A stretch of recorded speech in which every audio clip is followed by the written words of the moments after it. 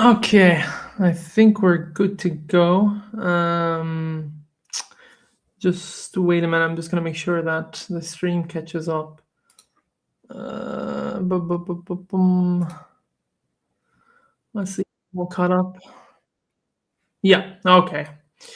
So yeah, this will be obviously a continuation from last week, where we're gonna again. I'm just going to play a couple of videos, especially those that address specifically the issue of the Book of Abraham, and how it's essentially a fraudulent text. But also the link is there for LDS folk to join. So feel free to use the link and join if you want to have a discussion. But in the meantime, we'll get back up the video. We'll start working. We'll continue to work through it, and then I'll pause it at specific intervals where if I have like my own kind of 2 cents I can give on something, I'll provide that. But obviously, the premise here is that the Book of Abraham is a fraudulent text, which is affirmed by every single non-LDS scholar today, past, and let's be honest, future as well. There's no way that that's ever going to be overturned, because any non-LDS person who's an expert in Egyptology, who's looked at the Book of Abraham, they've all come to the same conclusions, which is that it's fraudulent. Anyway, so let's continue on with the video. Let me share my screen. Okay, share screen. So we are looking for, this is the video we're going to continue with. And as I said, I'll pause at different intervals, and I'll comment. But if anyone wants to join in the meantime, you're free to use the link and join if you want to give your view on something, and we can kind of explore that. Okay, let's continue on with the video. Egyptian text named Isis as the daughter of Ptah.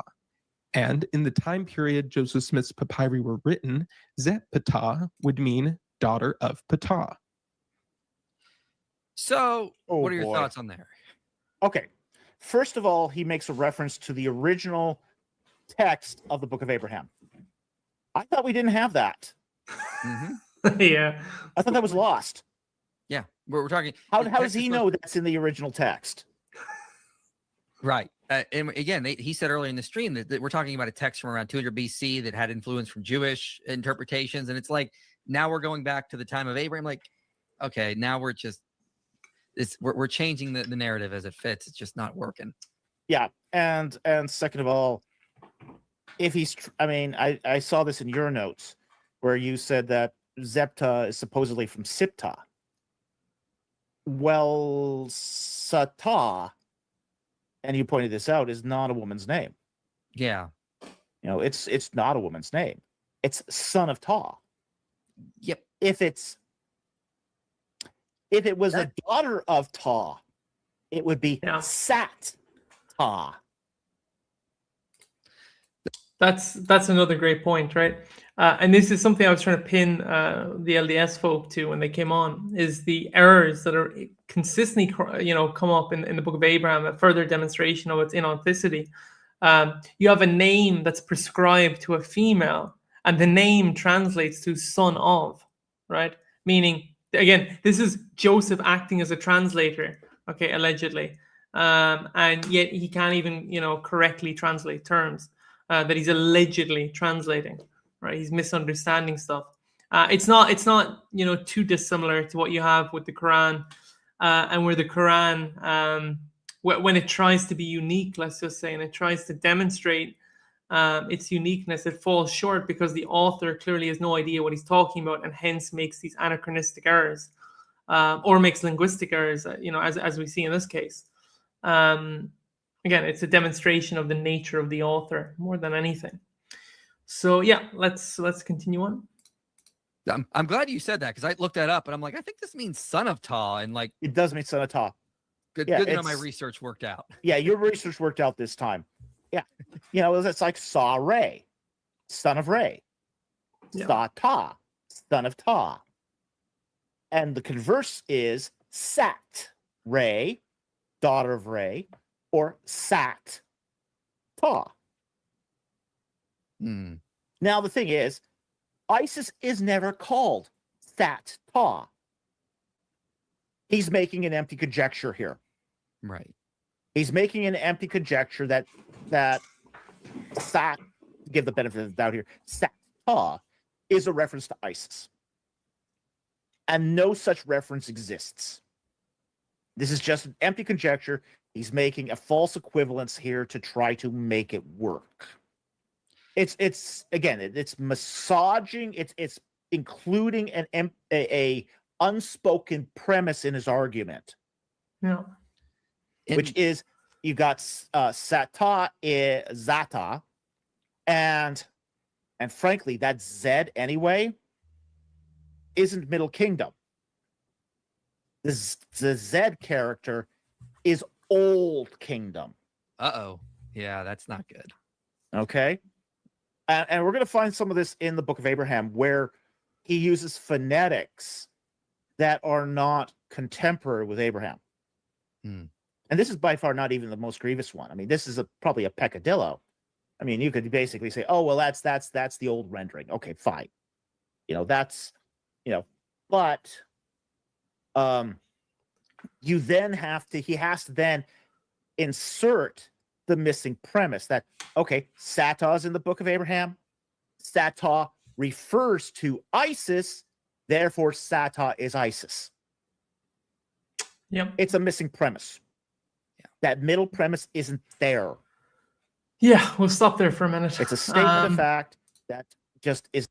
This is part of the issue, right? And this is why, again, Dr. David Falk, as his name would imply, right? This is what experts have concluded in relation to the Book of Abraham.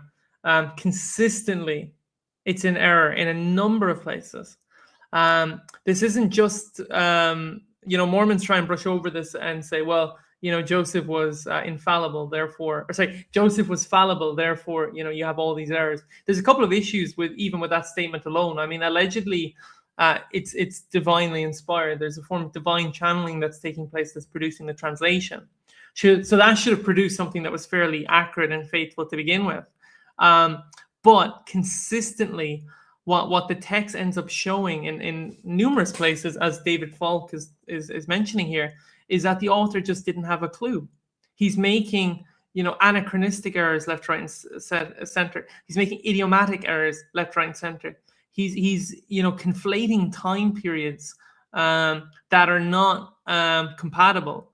It's like taking, for example, just as an analogy, it's like taking a 15th century man and then writing a narrative around him that's reflective of a 7th century narrative. So you kind of see what the issue is here, right? And then that's why you have this, this influx within the text of all these, errors that keep cropping up, whether they be linguistic, whether they be cultural, whether they be historical. And then when that evidence mounts, that's then where the conclusion comes from scholars, respected scholars in the field, that this is just fraudulent. That's all this is. Let me see. So someone's saying someone emailed me. Let me check my emails.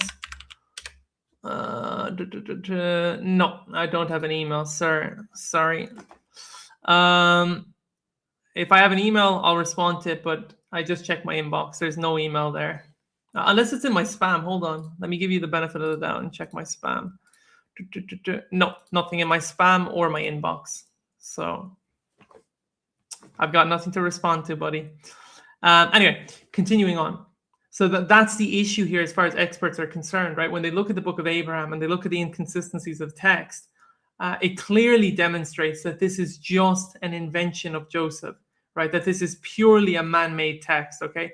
It's a man-made argument, okay? Man-made argument, man-made narrative is what I'm trying to say. Because if it was a genuine divinely inspired source, it would hold up. It would hold up under scrutiny. And the problem with it is that when experts look at it, it just falls to pieces in almost every single category in such a damning way. That's why they'll come to the conclusion, like Rittner would say, or Klaus Baer would say, that it's an erroneous invention of Joseph, to quote them, right? That's how they define it. But the problem is, and this is something that I keep, asking Mormons to do, is ask yourself that question, right? like if this was truly something miraculous and truly something special that Joseph had produced through divine channeling, they would be, they would be willing to recognize elements of it that would demonstrate that on some level. But the problem for them, for scholars, when they look at it, is that it's just completely fraudulent through and through. They see the fraudulent, they see the charlatanry of the work at almost every corner they're looking at, and that's why they're able to conclude that so unanimously. And this is again the question I'm putting to LDS folk. Why is it, right, that like, and again, this is something, introspective you guys have to do. You really have to wrestle with the fact that it's only your LDS scholars that are coming to that conclusion. Not one non-LDS scholar comes to that conclusion, okay?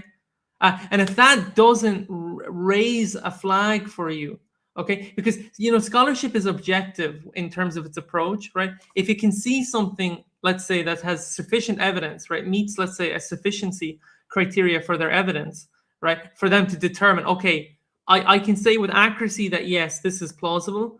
If they can't make that determination, based on grounds of evidence, that's something that you guys really have to wrestle with and kind of, examine introspectively, right, in such a way that you should be able to question, okay, why is it that only our scholars are saying this? And why is it that no non-LDS scholar is agreeing with them? They're all disagreeing with them. And when I say disagreeing, I mean wholeheartedly disagreeing with them, right? Completely rejecting their conclusions. It's something you gotta really wrestle with and think about, because if it was objectively true, it would stand the litmus test of truth. Under that let's say intense critical microscope, there would be evidences there of something. But the problem is when it's examined, the evidences there point to just nothing and complete charlatanry, right? That's where, and that's how they conclude their works. Those are the conclusions they come to. Anyway, we'll continue with the video. Isn't the case. And the other thing is, like, and besides, Isis wasn't daughter of Ta anyway. She was daughter of Geb and Nut. Now he said there are some texts that say she's daughter of Ta. Are there any? No. Okay. I'm not. Wasn't sure about that. But the other thing that bothered me is he said, like, they're stretching this connection of daughter to such a ridiculous extreme that Well, the other thing is, historically, in reality, Egypt was never underwater when humans would have discovered the land. No, it wasn't. So that's another problem there. I mean, that's just historically wrong, unless. So again, we've got continuous civilization in Egypt going back 10,000 years. Yeah. Okay. Ruh-roh. Yeah, it's like, I mean, before the first pharaohs, before Dynasty 1, we had the Nagata 3 period. We had the Badarian period. We had Nagata 2. We had a Nagata 1 civilization. And then even before then, there's a Chalcolithic civilization there. I got to put this comment on the screen because I just saw it come in. IP, you're wrong. It's actually Muhammad being mentioned here. You see? Yes, Muhammad was prophesied in the Book of Abraham. You see? It's over. You see? Just like the Song of Solomon. Yes, always there. So let's get to I believe this is the facsimile section, and I think it's the next one after this. Let's do this. Fourth, the Book of Abraham adds many biographical details to Abraham's life that are not found in the Bible. These include his idolatrous father, an attempt on his life from which he was miraculously delivered, his interest in astronomy, which he taught the Egyptians, and the fact that he wrote his own book. All of these biographical points show up repeatedly in ancient apocryphal writings and even historians' writings. Fifth. Okay, that works against the case here. This is fitting with a time period again. It's like 2,000 years after Abraham. That doesn't show that it's actually going back to him. Like, how does that help? That doesn't help at all. That makes it worse.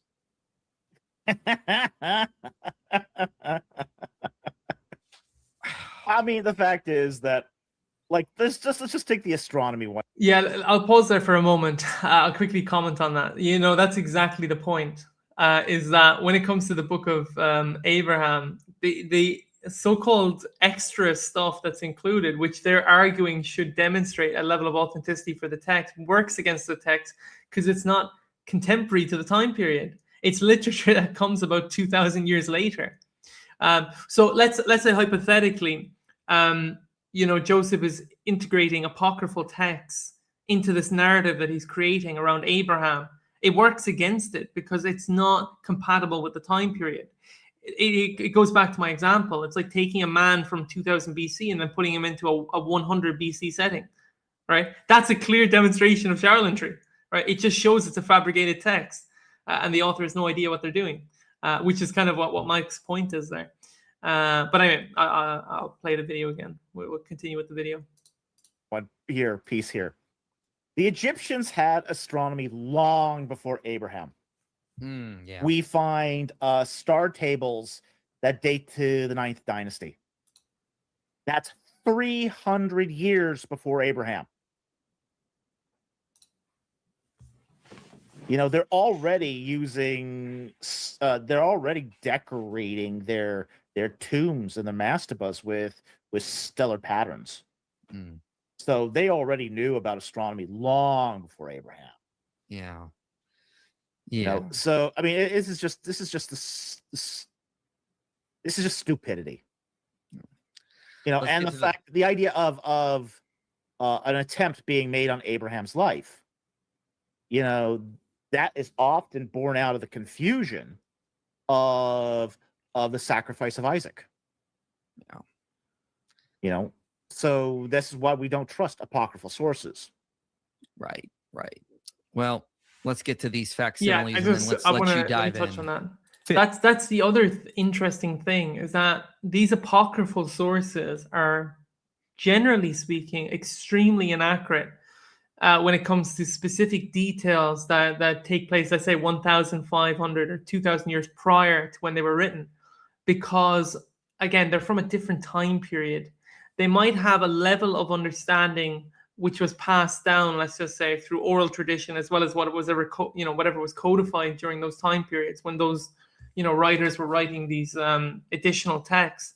But the reality of it is that they weren't there, and that's demonstrated by the fact that in those apocryphal stories that were produced, they get stuff wrong, right? They get stuff wrong, like any person who's writing after the fact. And when I say after the fact, I mean 1,500 years plus after the fact would get things wrong, just as much as Joseph, 1,500, 2,000 years after the fact, is getting stuff wrong because he has no idea what he's talking about. So exactly, it's the same principle, and it works to the detriment of the Book of Abraham, not to its benefit. It just shows, obviously, fabrication, that he's relying upon these sources to try and create or fabricate a narrative out of, putting stuff together that doesn't fit, conflating, incorrect time periods and incorrect linguistic material and cultural material, historical data with all of that. Again, it's a clear demonstration of charlatanry. Fifth, Joseph Smith assigns the correct interpretation to many figures in the facsimiles. I'm going to play this for a good 30 seconds, let him get all out, and we'll let you dive in. Like what Dr. Petrie said earlier. In facsimile 2, Joseph correctly says that 4 figures represent the 4 corners of the earth. In facsimile 1, he correctly calls vertical lines the pillars of heaven, the exact phrase used by the Egyptians. He calls angled lines the firmament over our head, and a crocodile, Pharaoh. Both are correct. In light of this, is it reasonable to assume that Joseph Smith was lucky enough to get all this right? All right. Let's pull up the facsimiles here for you. Okay. Let's go to the one he mentioned first here. So here it is. He says these are the 4 corners of the earth in 6. Now, this is where, again, I implore you guys, this is the point where you need to listen, okay? Because this is the issue, especially specifically with the facsimiles, apart from the papyri, which is a separate issue. But with the facsimiles, when Egyptologists have looked at the facsimiles, they've concluded unanimously that his translation is completely fraudulent, okay? simply due to the fact that you don't just have the translation, you also have his translation methods that are included in the Pearl of Great Price, which are then later, analyzed, and examined by scholars, by actual experts, who then unanimously all come to the same conclusion that's incorrect. So this is the part where you need to listen and hear what's said by an actual expert in the field. They're the four sons of Horus. Yeah. Now, And it's in front of the a bovine deity. Now, one of the things about this. So what did Joseph say? The four corners of the earth. Okay, and what are they according to Egyptologists? Okay, the four sons of Horus. There's your first clue, guys. Hypocephalus. That they don't want to tell you about. And I heard Bruce Porter again talk about this. And you'll notice that there's a cow on the edge of the rim. Mm-hmm. And, it reads, if you go from, say, the guy holding his hands up on the outer rim in the top left corner and read down the text along the rim, it says, "Worshipping the sky cow." Mighty God. I've heard Mormon apologists say, well, these are the four sons of Horus represented the four cardinal directions. So yeah, except the Egyptians didn't believe that. Okay. They didn't have the compass. Uh, The compass wasn't in. I mean, we don't see in cultural geography the 4 points. Well, your problem, Jacob, is that he's relaying, as an actual expert. Well, let's get up his credentials, just so you can have them. Okay.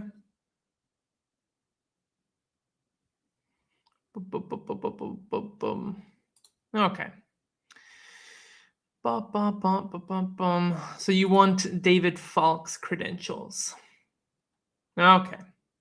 So he got his PhD in Egyptology in the University of Liverpool, which is a pretty reputable university. He has an MA in Near and Middle Eastern Civilizations from the University of Toronto, again, pretty reputable. He also has an MA in Near Eastern and Biblical Archaeology and Languages from Trinity International University, also credible. And then he has a BA in philosophy. Okay. So if you're asking me about someone who's informed in the field, who has multiple degrees from multiple credible universities, trust me, they know the field. If you look at his credentials, you look at his published works, and you look at who he's citing continuously throughout the stream, if you bother to listen to the stream, you'll know that he's credible. He cites it throughout. If you actually watch the stream from the start, he quotes the likes of Klaus Beer. He quotes the likes of Robert Rittner, for example, all credible Egyptologists.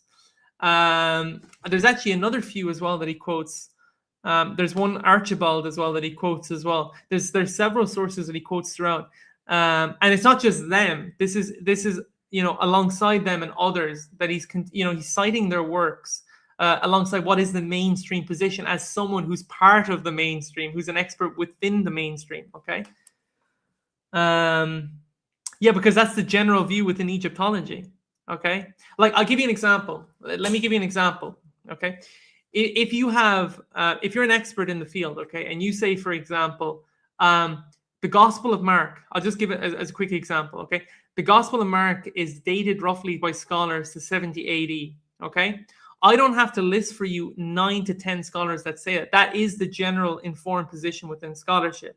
Okay. If I say, for example, as a general statement, okay, the majority of scholars agree that Christ was crucified. Okay. When I say the majority, I'm talking about nearly every scholar is in agreement on that. I can cite the sources for you, but I don't have to. Okay. In the context of David Falk is someone who possesses a PhD in Egyptology. Okay. He has MAs in multiple universities, multiple reputable universities in archaeological fields, history, related stuff. Like, the guy knows his stuff. So, Well, the dispute of the scholarship is simply this, Jacob. Give me one again, this would be my challenge to you, Jacob. Give me one non-LDS scholar that affirms Joseph's position.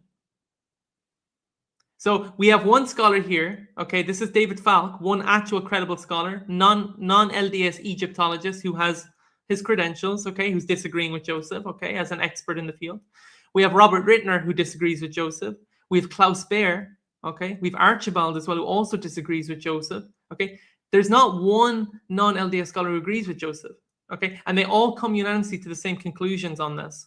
Okay, again, that's your conundrum. It's not mine. Okay, now if you want to come on stream and provide evidence to the contrary, you're more than welcome to do that. The link is there. Okay, for anyone who doesn't know, I've posted the link to the top of or I've pinned it rather. So if you want to come on stream, you can come on stream and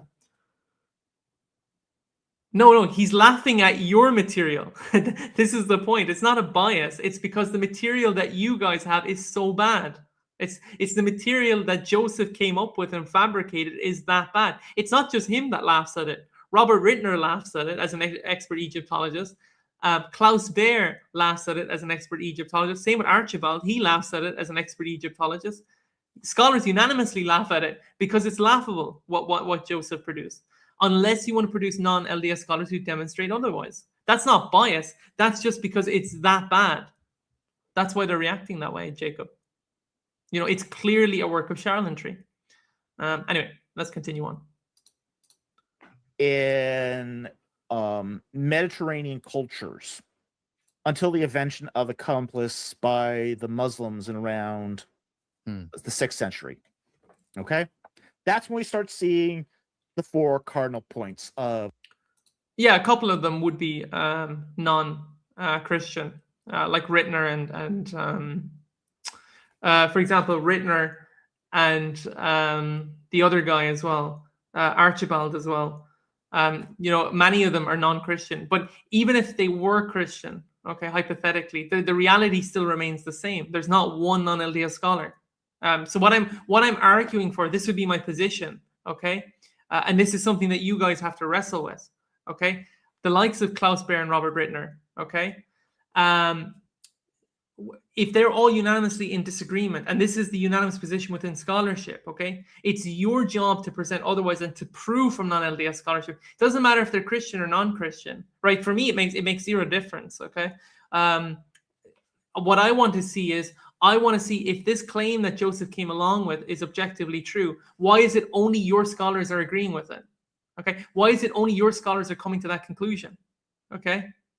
Because if this is, look, translation's straightforward, right? If Joseph was authentic in his translation, okay, if he was authentic in his translation, they'd be sitting there agreeing with him, okay? Because translation is not something you would simply disagree over if you had sufficient evidence to do so, okay? The reason they disagree with Joseph and your scholars is because their conclusions from their standpoint, based on their expertise and the evidence they have in front of them, are total bogus, okay? And that's your problem. That's your conundrum. And as I said, the link is there if you want to come on and demonstrate otherwise. Of a compass. Okay. Now, we do know that the 4 sons of Horus were the guardian deities of the canopic jars. Okay. The fact is, the hypocephalus has everything to do with apotheosis. It has nothing to do with the 4 corners of the earth. This is just, say, basically Mormon apologetics trying to explain this. Philosophically, here's a problem here. If he was channeling, if he's getting divine revelation, you can't say it's a translation, but then they'll point. Well, look, to be honest, Jacob, right? It is something to laugh at if it is that bad. Like if it's laughably bad, okay? I think in some contexts, you can't help yourself but laugh at something if it's laughably that bad. And that's the problem. Joseph is so uninformed, okay? And it's so clear that it's a work of charlatanry, okay? It's just a pure fabrication as part of his, con man persona. It's not something they can take seriously. They have to laugh at it. It's that bad, okay? There's many examples like that, okay? It's either laughably bad or it's laughably sad, okay? Dawkins falls, like Richard Dawkins, for example, falls into the category of determining that, Mormonism is laughably sad, insofar that nobody should have been duped by it at the time of Joseph, because people he would have believed were more educated, okay, and were better, like from a literacy standpoint, they were in a much better position to not go along, with his nonsense than to go along with it. Yet they ended up going along with it. Okay, that's why he finds it laughably sad. But in terms of the data, yeah, it is a joke, right? And it is viewed as such within scholarship. Again, to quote the likes of Klaus Baer and Robert Rittner, it's an erroneous invention of Joseph. That's their conclusion. Okay, and that's the thing you guys have to wrestle with. It's the Mormon dilemma. To things like they go, well, he got that right. But okay, if he's translating these facsimiles, why didn't he get all of it right? Why are you just picking this one thing and going, well, that one could work, 4 corners, 4 cardinal directions. Boom, we got him. But what about 22? What about 23, 12, 3? 19, 20. Like, why didn't he get those right? So I'm sorry, guys. Like this is cherry picking. And he didn't bring up this one, if I recall. He didn't get anything right here, as far as I can tell. He didn't get anything right, no. No, that's clearly Osiris. That's clearly Hathor behind him. In front of him is Ma'at. That's absolutely clear from the feather on her head. Yeah. The other two are less clear because Joseph Smith wasn't a very good artist. Yeah. What is 6 supposed to be, by the way? I was just curious. Well, you can ask him. Again, Joseph Smith is not a very good artist. You can ask Stephen Spoot to come on. I can tell the 3 on the left easily. Yeah. Number 1 is Osiris. Number 2 is Hathor.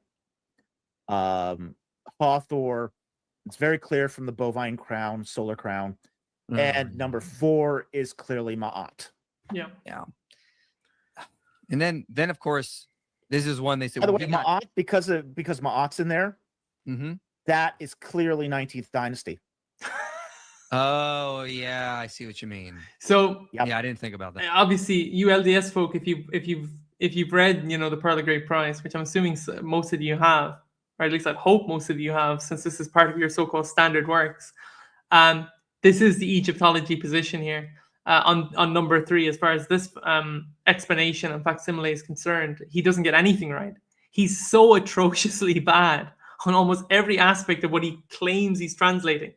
Again, that's why they conclude it's an erroneous invention of Joseph. It's just pure fabrication. Again, if I was to be more harsh and go along with Richard Dawkins' assessment, it's a work of charlatanry. That's what it is. It's sad that people are duped by this, but in essence, that's what it is. You have an Egyptologist going through how, as part of the explanation, he gets nothing right here. He translates everything incorrectly. His whole methodology is bogus. Okay, and it's not just David Falk. It's consistent within Egyptology at large. The only people that disagree here are LDS people. It's like shocker, right? Of course you're going to be biased if you're LDS, but if you're non-LDS and you step back and you actually just analyze these for what they are, how do you lose credibility for being allowed to laugh at something which is laughably bad? I mean, in all honesty, right? People should be allowed to express how they feel about something. If something's that bad, okay. I think instead of, you see, what you're doing is, and this is the thing that saddens me about LDS people, okay? What you're doing is you want to play the victim card instead of addressing the elephant in the room. The elephant in the room is that it's that bad. It's a complete work of charlatanry. And you don't want to understand or address the implication of that for your religion. If it is that bad, and if it is, as I said, a total work of charlatanry, which is the scholarship assessment from the non-LDS perspective, okay, you should seriously wrestle with that. You should be concerned by that. But they are looking at it without bias, because they're looking at it from a pure from a translation methodology standpoint. Translation methodology, just so you know, guys, doesn't have bias in it. There's a specific way in which translation is carried out as far as the methodology of translation is concerned. Okay, it's not a biased methodology. So again, I'll try and dumb it down as much as I can for you guys. If we take the German sentence, ich habe einen Hund, which means I have a dog, there's a methodology that I've applied to translate that sentence that's consistent with every other person that would translate that sentence in the same way, okay? Because the methodology works. It helps us translate, okay? What they're doing is they're applying the best methodology they have to determine if what Joseph claimed to have translated is in fact an accurate translation, right? Again, pitting that against, as you can see, his explanation, his translation methods, okay? The conclusion is unanimous. It's fraudulent. Wilkinson does not believe that, okay? Wilkinson does not state at any point that that's the case, okay?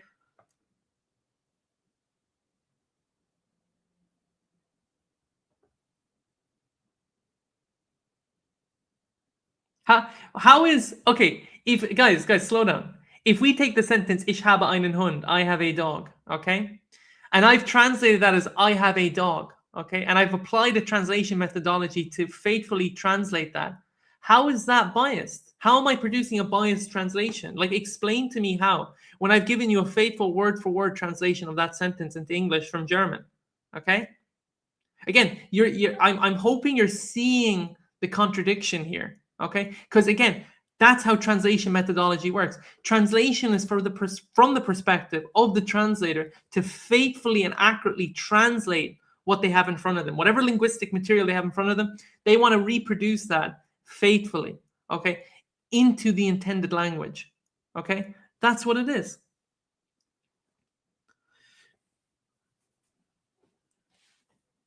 Yes, there we go. And that's a great point. I'm glad I'm not trying to defend the LDS faith any longer. I'm happy you don't have to defend it either, okay? Because if you see, I know you didn't give your name, sir, but if you see what's going on here in the chat, okay, they're getting hung up over translation, right? Translation methodology is not biased. It's just the fact that you have to argue that is really a level of deception that's quite sad, right? Because I gave you the example of a German sentence, okay? Anything that contains linguistic material, right, in whatever shape or form that may come with, there's a methodology to faithfully translate it, okay? And by the way, I think, is it Porter Larson? What's it called? Porter Larson, like, just to point out, I did my master's in applied linguistics, okay? A whole part of that, a whole part of that was in relation to translation and translation methodology. Okay, that's actually what my thesis was on.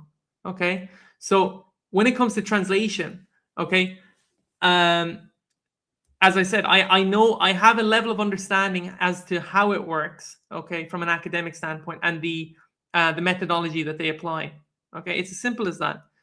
As far as, someone asked about debating people. Yeah, the same thing. It's not that I won't debate anyone, guys. As I said time and time again, I gave my email out, you know, in a stream. I said, if anybody wants to debate me, my email's there. Remember, you're the one who wants to debate me, okay? If you want to debate me, the email's there. You can email me and try and set something up. It's not my job to reach out to you. You're the one asking for a debate. If you want to ask for a debate, I gave you the channel to do so, okay?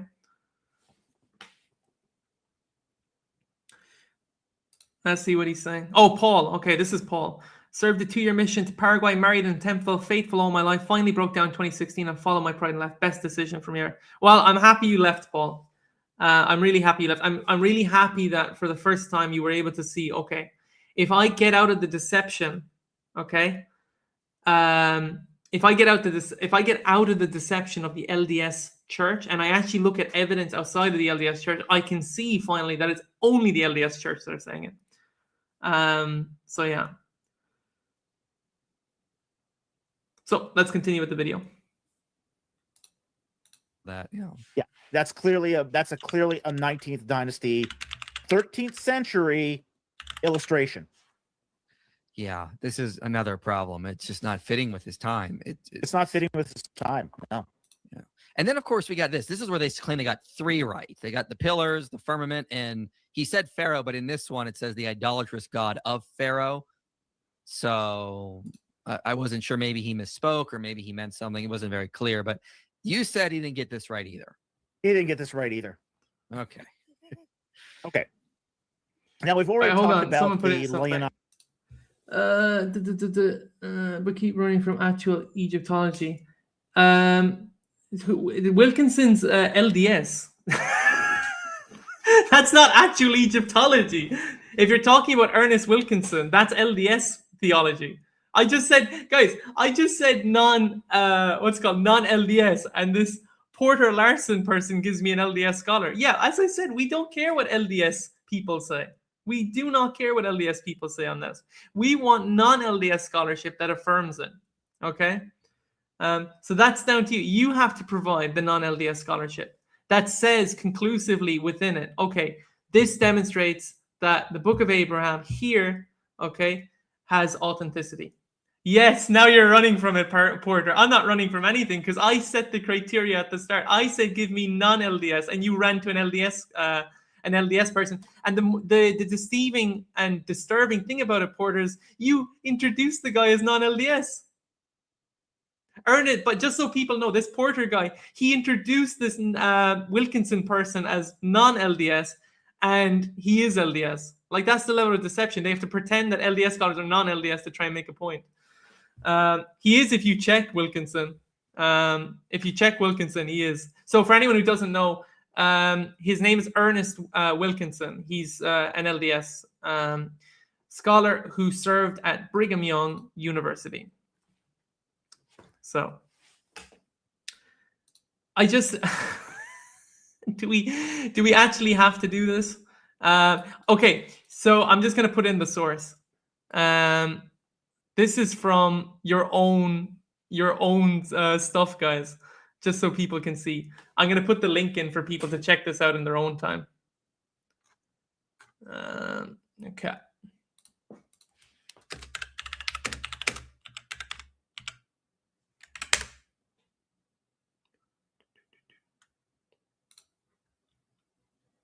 So you can check, this is the name. Let me just put it in for people. Oh, you're referring to Richard Wilkinson. Okay. Boom. Wilkinson. Now give us the full citation.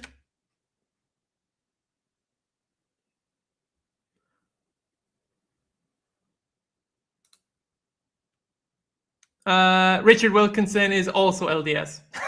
So you have another LDS person. So if anyone wants to check, he's given the name. You can look it up. He's also LDS. I said specifically at the start of the stream, non-LDS. Okay.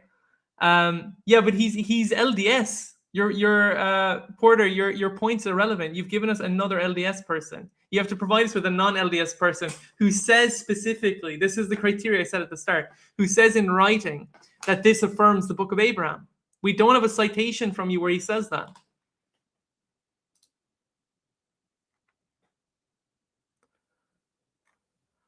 Whew. Okay, let's continue on. No, I haven't. I've just disregarded LDS scholars, as I said at the start. I said, Porter, that I wouldn't be accepting LDS scholars, and you continue to provide LDS scholars. Our interests are not LDS scholars. Our interest is if the non-LDS scholars agree with the LDS position. That's what we're looking for here.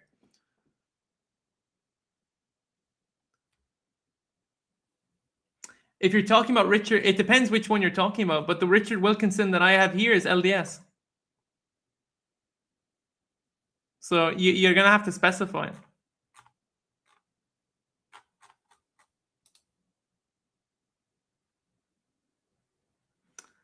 Which one? Okay, let's check.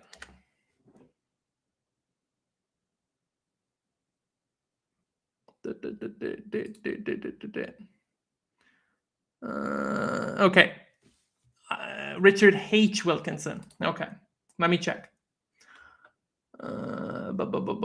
Let's see what it says here about him.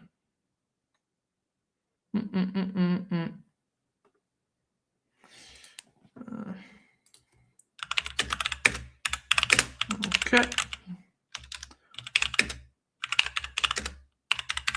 Yeah, nowhere does he say that. You see, this is your problem.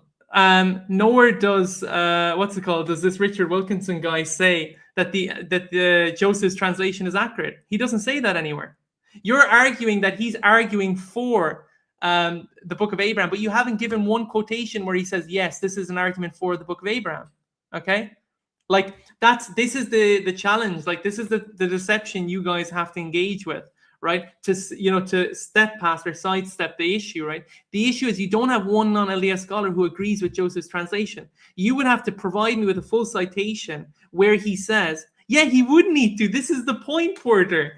If he's claiming that this translation is accurate, okay, he has to state that. Okay, this is the point. This is the thing you guys don't get. There's not one non-LDS scholar who writes that in writing, that this demonstrates that the Book of Abraham is accurate. Every single scholar, this is my point, Porter, that I argued from the start of the stream if you were listening, every single non-LDS scholar who's looked at the Book of Abraham is in agreement that it's an erroneous fraud. You have yet to provide a scholar that demonstrates otherwise, and they have to state that in writing. Where does he agree with the translation? Where does he say this demonstrates that Joseph's translation is accurate in those words? Okay, you have to provide that, Porter. Not explicitly say. So what you're arguing, Porter, is if I can find something that's very implicit that might point to a suggestion from this author, even though the author is not referencing what you're talking about or the Book of Abraham, I can then extrapolate from that he's now saying that the Book of Abraham is accurate when he doesn't say that or cite that in any of his works.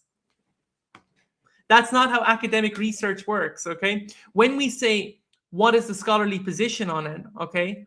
You have to demonstrate that from their scholarship where they state explicitly that this demonstrates that this element of the Book of Abraham is in fact accurate, okay, that this is an accurate translation. Nowhere do they cite that, and nowhere do the non-LDS scholars give credit to Joseph in that way, okay, unless you can provide the sources for that, okay?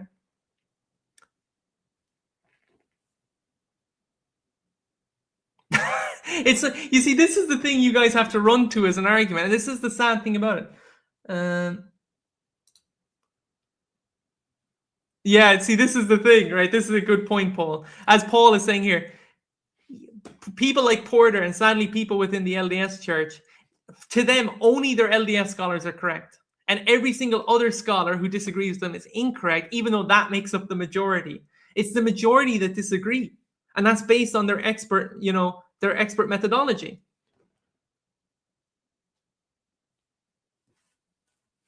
Oh, I can give you, look, Porter, I can give you a ton of scholars that say, for example, if you're talking about the resurrection of Jesus, okay? And by the way, let me just point out something here. It is the majority, okay? Unless you want to provide a majority that state that the Book of Abraham is an accurate translation, which you can't do, by the way, okay? Because there's not a majority outside of the LDS Church that are saying that, okay?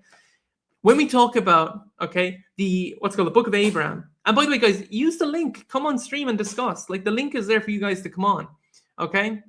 But again, this is the kind of argumentation LDS people have to run to try and sidestep the issue. You have to conflate a metaphysical argument, right, with an evidence-based argument. So an evidence-based argument is something like, no, it's not special pleading unless you provide your scholars. Show that you don't have a biased scholar and we would listen. Okay, so how about this? What is bias, Jacob? Bias would be think of it this way, right? If I'm a Christian arguing for Christian doctrine, am I biased? This is where he's gonna fall. If he just sees the hypocrisy of it. You haven't provided 7. You provided 1, and even the one you provided didn't even state what you said he stated. Yeah, the LDS don't count. No, the LDS don't count. You have to provide non-LDS, and you haven't. We're still waiting. You haven't even provided 1. You haven't provided 1 non-LDS scholar that states that the Book of Abraham is accurate. Who did you quote? Give us the quotation where he says the Book of Abraham is accurate. I want to see it.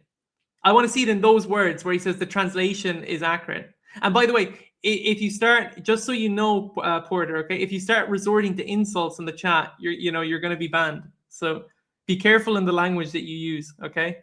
Because I'm not going to tolerate abuse for me or for guests or for anyone in the comment section, okay? You see, you're making the same silly mistake, Porter. You're conflating a metaphysical claim with an evidence-based claim. So, for example, The crucifixion of Jesus. That's not a metaphysical claim. Okay, that's a historical claim. Okay, when you talk about translation, again, translation is not metaphysical. Okay, translation is a purely physical, okay, process.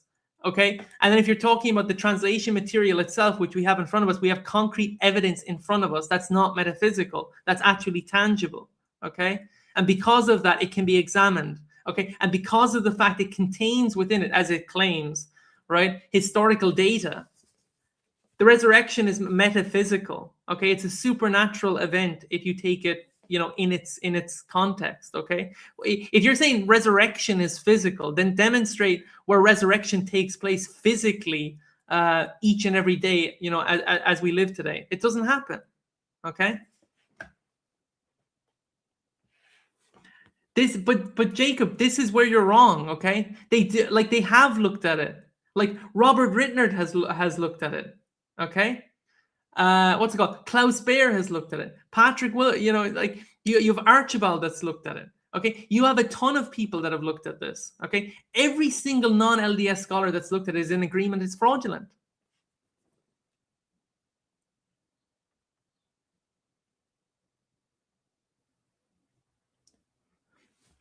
Like, that's the thing. Every single non-LDS person that's looked at it is in agreement it's fraudulent, okay? And this is my challenge to you guys. You have to demonstrate.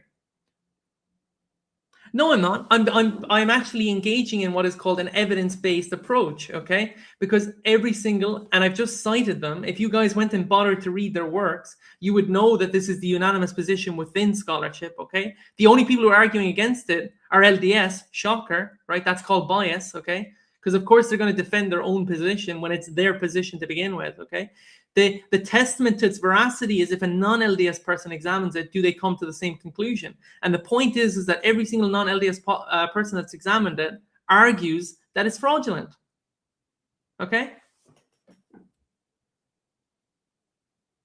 There's no shifting the goalpost. The problem that you're doing is you're taking a metaphysical claim and you're trying to hide behind that to get over the fact that we're talking about direct physical claims here. We're talking about stuff that can be tested, okay? We're talking about historically verifiable data, okay? Historically verifiable data is not the same as something which is metaphysical, okay? You're conflating the two. No, it's his translation is fraudulent. Like, Porter, if you think... So the resurrection, right? When it says... Like, this is the level of deception within the Mormon church that you have to argue against, right? This is the level of inability to think critically that you have to argue against, okay? When it comes to the resurrection of Jesus, is it a natural event or a supernatural event? When it says God raised me from the dead, okay? Like, if you're talking about, it says God the Father raised Jesus from the dead. Is that a supernatural claim or is it a natural claim? Like, Porter, if you can't see that, like, I'm sorry, man, there's nothing I can do to help you, okay? When it says God raised him from the dead, okay, is that a supernatural claim or what is it?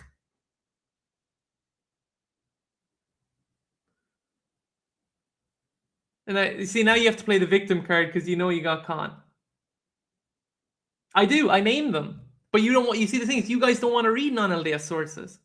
So, guys, just so you know, when it says in the Bible, okay, and we're not going to argue with this guy anymore because he's demonstrated that he's unable to think critically, okay? When it says that God raised Jesus from the dead, he doesn't believe that that's supernatural, that's a supernatural event. That's what you have to argue against in the LDS church. I mean, you're literally, with all due respect, Porter, you're giving a very bad showing for your church here. If you think that the resurrection, when it says that God raised Jesus from the dead, if you think that that's a natural event and not an act of the supernatural. I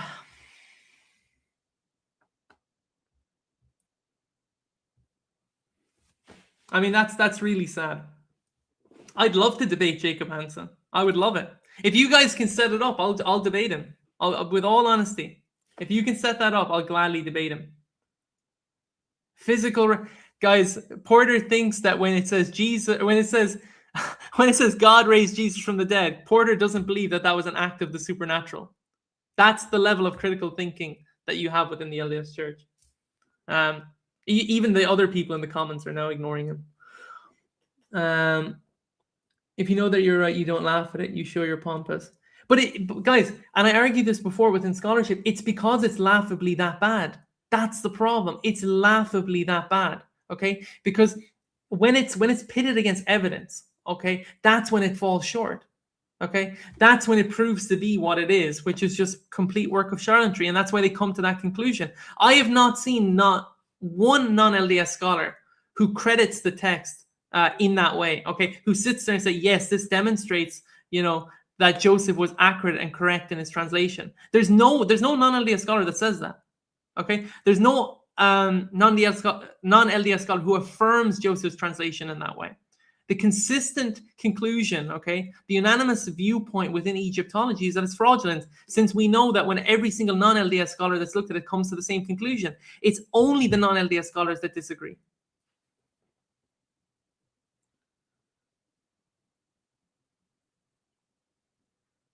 No, Porter, you did say it. You said it was a natural event. You literally argued for it being a natural event. Now you realize the fallacy you put yourself in, and you're trying to retract. But the problem is, if you retract, then you're actually accepting my argument, which is that you're conflating supernatural with natural. Okay, they're not the same thing. But why shouldn't they laugh at it? Like with all due respect, Jacobs, right? Yeah, I said it was physical. Yeah, I know that proves you're Porter. That just proves you can't think critically if you think a supernatural event is in fact a physical one. Okay, if you don't understand what metaphysical means, I mean, I can't. Again, I'm not here to play semantics with you, but if you don't know the difference between physical and metaphysical, that's something you need to go away and read in your own time. No, Porter, the thing is, you don't seem to be able to represent your own position. That's the problem. You can't seem to understand the difference between physical and metaphysical. If you did, you'd understand the argument. But anyway. So, Porter doesn't understand. So let's see what else we got here. Behind the translation of the Book of Mormon, explain what Joseph said he was doing. Well, the context to that, I think, is it Wyatt. The context to that was given actually at the start of the video. According to, we can get into the actual sources themselves, okay? But according to how they view it as, from Joseph's perspective, a form of what's called channeling, okay? Which is that God was in some sense channeling through Joseph, right? This translation, okay? The ability, if you will, was being channeled through Joseph to translate this material that he had in front of him, okay? Again, that's a criteria within Egyptology as far as how certain so-called mythicists or mystics, not mythicists, mystics believe they could engage in translation, okay?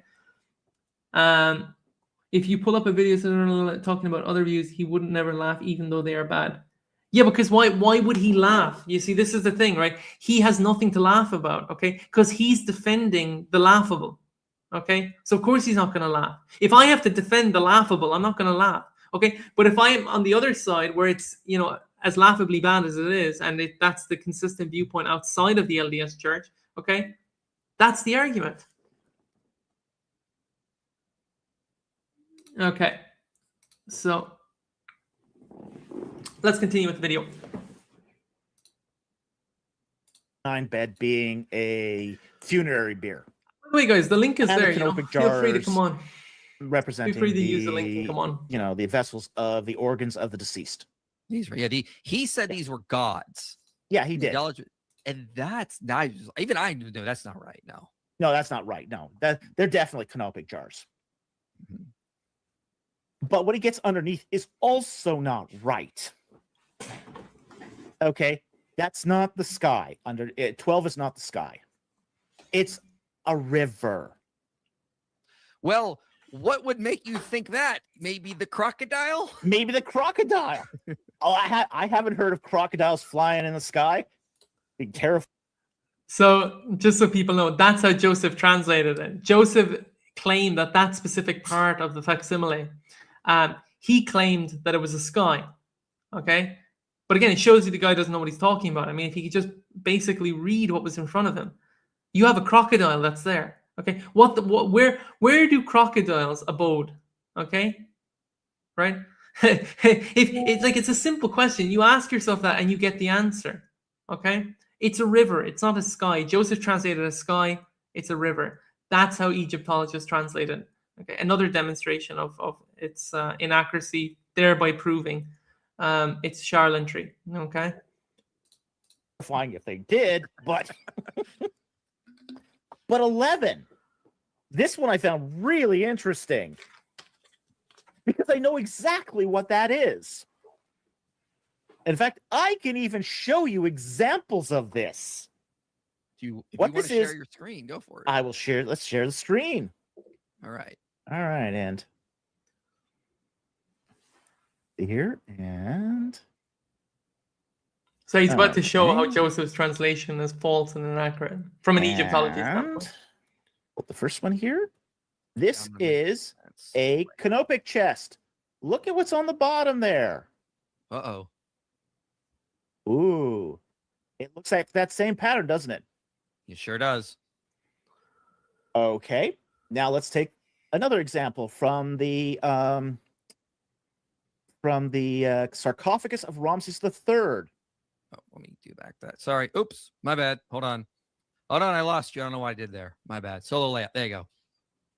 All right, this is from the sarcophagus of Ramses III. At the bottom, we have the same motif. Mm-hmm. Okay, now, all of this represents the facade of a temple.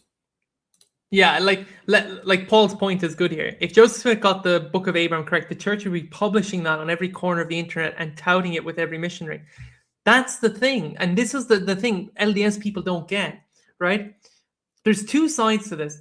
The first is the aspect that the Book of Abraham, okay, you're talking about translation methodology. I have to keep arguing this, and I don't even know why at this point. But like, if Joseph was getting it correct, they'd be lauding him for it. Like, non-LDS scholars would be sitting there lauding Joseph, as in, oh my gosh, he got all this correct. How did he do it? Okay, but none of them are But none of them are correct. Okay, he doesn't get anything correct. Okay, which again furthers their argument that it's complete work of charlatanry when he mistranslates everything. This is part of the issue. Okay, and as Paul was pointing out as well, right? That's something then that would actually give the LDS Church ammunition of Joseph's so-called professed prophethood, is that he did something that nobody was able to do. This is a demonstration that God was at work through him. Okay, but the fact is that when they look at it, they don't come to that conclusion. They look at the evidence, and the conclusion is it's completely fraudulent. Well, again, Jacob, I don't know what's going on in your mind, how you can't fathom this. He has a PhD in Egyptology. He has 2 masters, okay, both in the fields of archaeology and history, okay, and he's a bachelor's in philosophy, okay, and he's cited at the start of the video, if you bother to watch it, okay, a number of Egyptologists like Robert Rittner, like Klaus Baer, okay, like Archibald, who have all dealt with this, okay, as an expert in the field, okay, he's giving you what their viewpoint is because he's representing it. Okay, as a fellow expert Egyptologist, okay, the only people that disagree with the non-LDS Egyptologists are the LDS. That's it. The only people that disagree are the LDS. Okay, why? Because they have to affirm the Book of Abraham, and they're going to do anything they can to affirm it, right? Even if it means going against the grain of what's the unanimously accepted position outside of their church, they have to find a way to make an argument for their church, even if it means completely perverting the data, taking extremely explicit statements and then claiming that they're explicit evidence. Okay, like, that's the kind of stuff they have to get up to. Uh-oh. Yeah, I see. Yeah, I see what you mean. Yep. Look familiar? Looks familiar. So guys, just so you know, Jacob's argument, okay, I'm just going to put it up here. Jacob's argument is none of these people are correct because an LDS person proves they aren't correct. That's his argument. Because an LDS scholar disagrees with them, they're all incorrect. That's Jacob's argument. Okay? And you want us to take that argument seriously. So you're saying because an LDS scholar disagrees with the non-LDS scholars, just the LDS scholar is wrong and is correct and they're all wrong. Jacob, you don't see what you're doing, buddy. You can't see it. Your argumentation is because your church says so, everyone else is wrong. That's the level at which you're operating here. Okay? That's the level at which you're just not getting it. Okay? Why can't Stephen be wrong? Okay, as an LDS scholar, why isn't it that all the non-LDS scholars who disagree with Stephen, and all of them do, by the way, why are they not all correct and he's wrong? Okay, when he's the only one in disagreement, given the obvious bias he has towards his position, and you can't see the contradiction there. Like as Paul pointed out earlier, that's a level of deception that's really disturbing. Yeah, of course.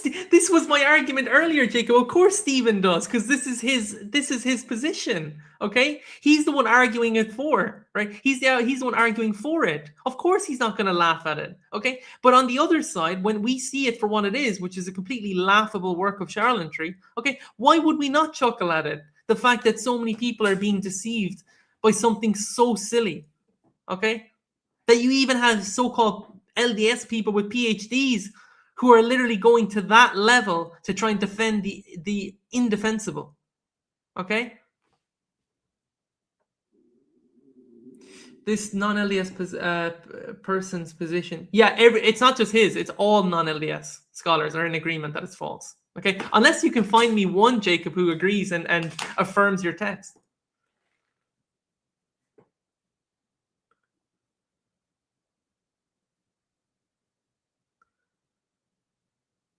Oh gosh, guys. Oh, see, this is Jacob's argument. Jacob's argument is because they're non-LDS. It's what it is it's an anti-Mormon agenda. That's what he wants to say. Every single thing they engage with is an anti-Mormon agenda because they're not Mormon.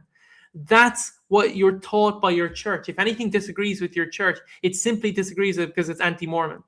That's what you're taught to believe. If you just step back for a moment and you understood the fact that it's just due to the evidence, that it's an evidence-based approach that allows them to come to that conclusion that it's completely fraudulent, okay, you'd see the contradiction and you'd leave your church because you'd understand that all it is deception. It's charlatanry through and through.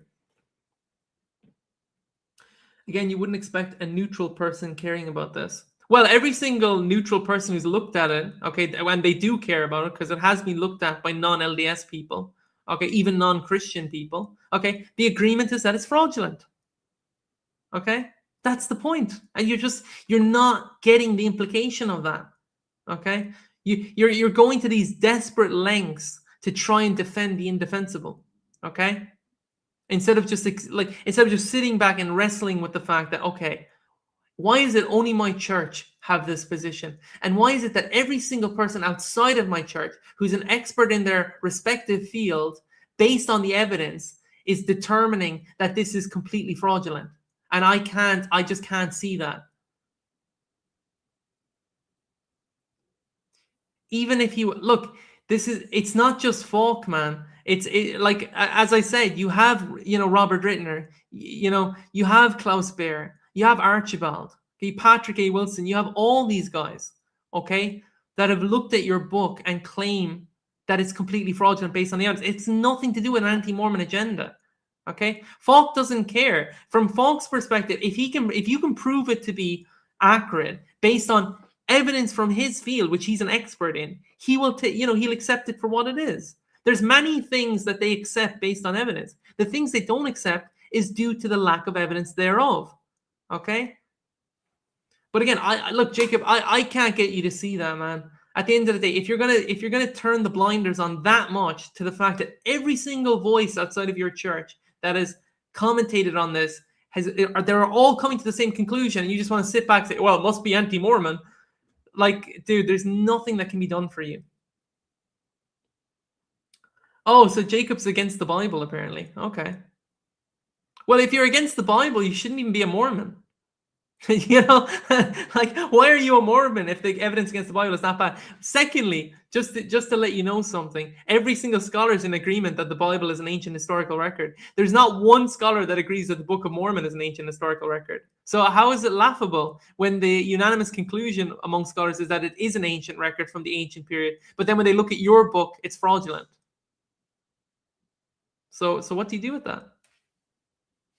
Again, that's for you to defend, not me. But the link is there, guys, for anyone who wants to come on and defend this position. Feel free. Yep. It's that crenellated facade of a temple. This is a common motif in Egyptian funerary practice and literature. Yep, that is something. It's not pillars. Now, Sure, what about guessing it's a pillar? May have been a good guess, but it's a guess and it's a wrong guess. Yeah. Now, You what see about this stuff enough, you know. That's why we go to the subject matter experts. Now, what about the crocodile? Is that Pharaoh or the god of Pharaoh? No, it's just a crocodile to show you it's a river. It is. See? I mean, you see this in the mastabas. You'll see this in the mastabas where they'll portray a river, and to show you it's a river, they'll put fish in there and crocodiles, sometimes hippos. It's to show you it's a river. It's not a god. It's again, for the layman hearing this, they're going to be like, well, Joseph Smith did get some things right. Maybe there's something more. But I mean, like, this is why this video we're responding to needs more. He didn't sources. get one thing right in that vignette.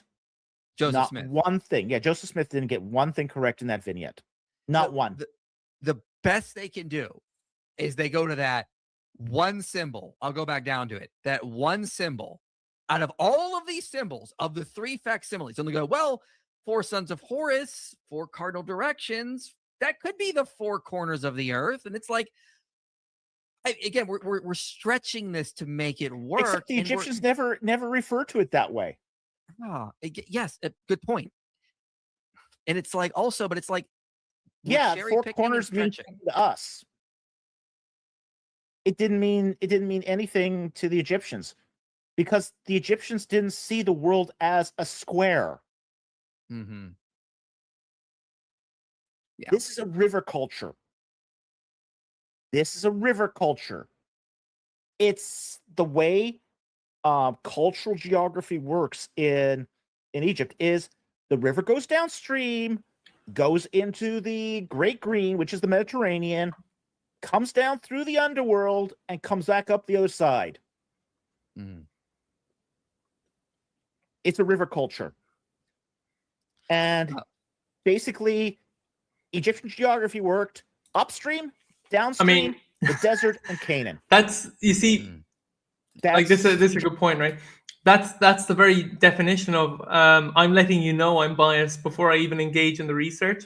If you have to say, okay, before I begin my research, I just need to let you guys know something. The LDS Church is true. Joseph Smith was a prophet. But anyway, forget that. Let's get into the work. Like, if you begin your work like that, this is what I'm trying to get LDS people to understand, right?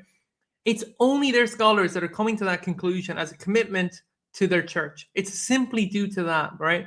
Because if they were non-LDS, and this is why I keep arguing, right? Again, you look at the consistent pattern among all non-LDS scholars, it's exactly the same, okay? Not one of them agrees that it's an accurate translation. They're all in agreement that it's fraudulent. It's only the LDS people who argue otherwise, okay? So guys, you need to actually wrestle with the implication of that. Again, it's circular reasoning, right? If it has to go back to your church every time, and you can't see the contradiction there in that, I mean, like, what more can someone do? Egyptian cultural geography for you. Also, Abraham just wanted to chime in. He said, I was too busy making a covenant with God, not scribbling on papyrus. So there you have it, ladies and gentlemen. Straight from Abraham's mouth. That's making the covenant. So I got one more section to play, and then we're going to get to your super chats. So get them in now. We'll start going through them. If you guys get up to 50 super chats, I'll show a sneak peek of an upcoming video I'm working on. So get those in now. For those who say yes, I have a question. Let me back up. How 'cause much I money are forgot. you willing to bet that What? you can assume that Joseph Smith was lucky enough to get all this right? Let me back up. I want to get that Lucky. whole question. Get the whole question. in Val, there. Pharaoh, both are correct. In light of this, is it reasonable to assume that Joseph Smith I would bet all the money in the world. Okay, I'd bet all the money in the world that Joseph's incorrect, and that it's a complete work of charlatanry and it's a complete lie. Simple as that. You know, this is the other thing. I want to address this now, internet guy. Okay, you didn't watch earlier in the video. All those works you're citing are apocryphal works that were written 2,000 years after Abraham. They're all incorrect. Okay, so if Joseph is quoting those works, it's to his detriment. Okay, if he's what I mean by quoting is if he's taking information from those works and integrating it into his fabricated narrative, it works against the Book of Abraham. It doesn't work for it because all those events were written, all those books were written 2,000 years after the fact, and they're incorrect because they make anachronistic errors. They make historical errors when they're referring to that specific time period in a number of places. They don't affirm the Book of Abraham. They actually affirm the fact that it's a work of charlatanry. Okay, they actually don't work in favor of the case; they work against it. But anyway, similar to it's funny because it's similar to Muhammad, right? Muhammad was using and relying upon apocryphal work for his data, which was also incorrect in a number of places. For example, his use of the term Ur, right, and the story of Abraham and the fire. Okay, that's found in the Quran. That's inaccurate. That's a text that's written 2,000 plus years after Abraham. Okay, and it emerges as a consequence of a mistranslation of the term Ur. Okay, like this actually works against the Book of Abraham. It doesn't work for it. was lucky enough to get all this right? For those who say I wouldn't yes, want to play those odds. I'd play those odds. Yeah.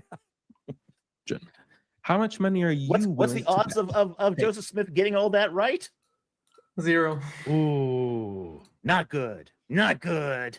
I mean, 0. again, 100% a broken 0. clock is right twice a day, so I'd be willing to bet that a broken clock could tell the time twice a day. Yes, Yes, I have a question. How much money are you willing to bet all of that it. you can guess the name of an ancient Syrian geographical feature, the name of a celestial body as it was called by the Egyptians, Nope. character names in ancient Egyptian stories, Also, no. the interpretation of multiple figures on a hypocephaly, details about Abraham's life that would not show up in later discoveries, and doctrines unknown to you, but present in ancient Judaism. I'm willing to. The thing is, right, and I'm trying to be as is his name Cameron, the guy who did the video for Ward Radio. With all due respect, Cameron, I'm not saying this to insult you, right? But all those claims, if you took them to a non-LDS scholar, okay, you'd be laughed at.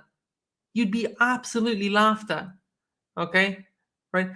Every single non-LDS expert in the field would be just completely laughing at you, okay? Because of how ridiculous those claims are, okay? Based on their expertise and based on the evidence they have in front of them, okay? That's the thing you guys need to do, right? You need to engage with the non-LDS experts and actually try and wrestle with the fact that every one of them is in disagreement with Joseph and his translation, okay?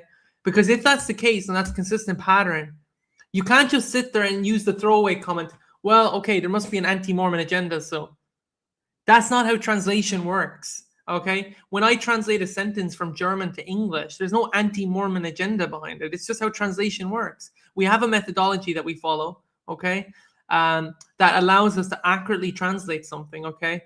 And then if we look at someone else's translation methods, we can actually grade them on the level of accuracy in their translation. And in the context of Joseph's translation, I say translation loosely, it fails miserably, okay? So much so that all the names that were mentioned, they refer to it as an erroneous invention of Joseph. It's for them, it's a work of charlatanry. Okay. Bet the Cameron and other critics wouldn't put much money on that bet. Oh, you are incorrect, sir. We will take that bet. Oh, sir. Let's play poker. Come on, let's do it. I'm ready. 7-card stud. But you know that, as I like to say, you know what that means? Ladies and gentlemen, we got him.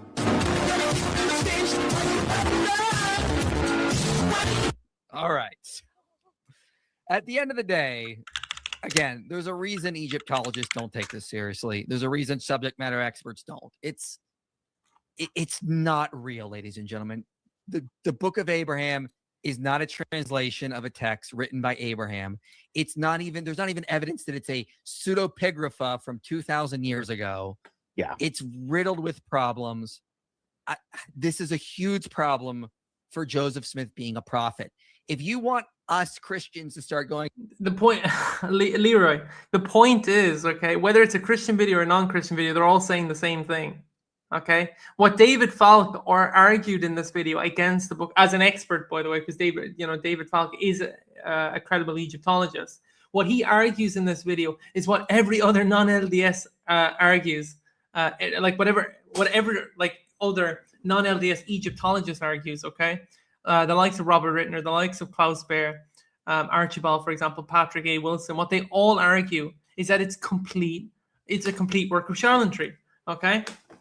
So why is it you're not understanding that and you're not addressing that?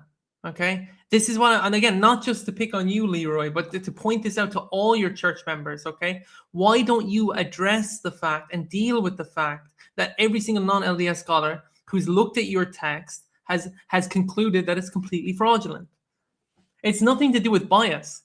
Okay, bias is your church sitting there and saying, well, we believe it's truly accurate. Like what Stephen Smoot and all those guys say, yeah, we believe it's accurate based on the evidence. And yet every single non-LDS person's in disagreement with them based on the evidence. Okay, who's being biased there? Okay, when it's only your church who believes in your church is saying that. If you can't see the circular reasoning behind that, okay, and can't understand which side is being biased versus which side isn't, there's nothing more I can do for you if that's the level of deception you have to operate at. And yes, we're going to become Mormons, members of the LDS Church. This is a hurdle we need Link to get is there, over. by the way, for And anyone wants what to you join. guys have presented, it's not getting us anywhere near that. Like, it makes far more sense. Again, I believe a lot of Mormons can reply to this. They will come up with ad hoc explanation. They'll just keep, well, maybe this happened. Well, maybe that happened. Well, maybe Joseph Smith said this. Maybe he did that. How many explanations are you going to posit before you just say, oh, I can give you, hold on. We're not being parsimonious. It's I'll do you one better, Leroy. I'm going to give you their works. If you'd actually bother to read them. Hold on now. Let us look at a few here. I'm going to put them in the thing, and you can at least start with these and kind of take it from there. Okay. Let me just get this up for you now. Okay.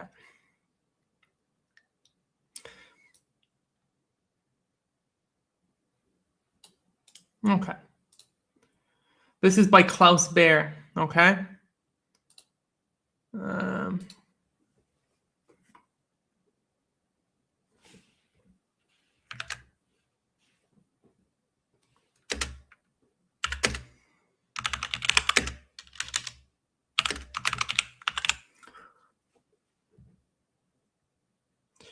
Okay. That's one example.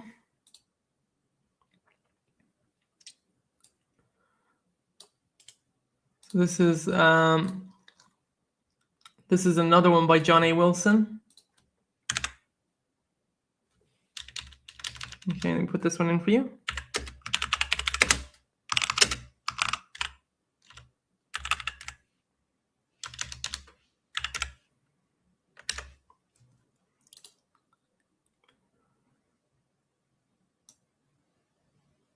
And then obviously you have this one as well by Robert Rittner, which you guys just don't want to address, but it's here for you anyway. Okay.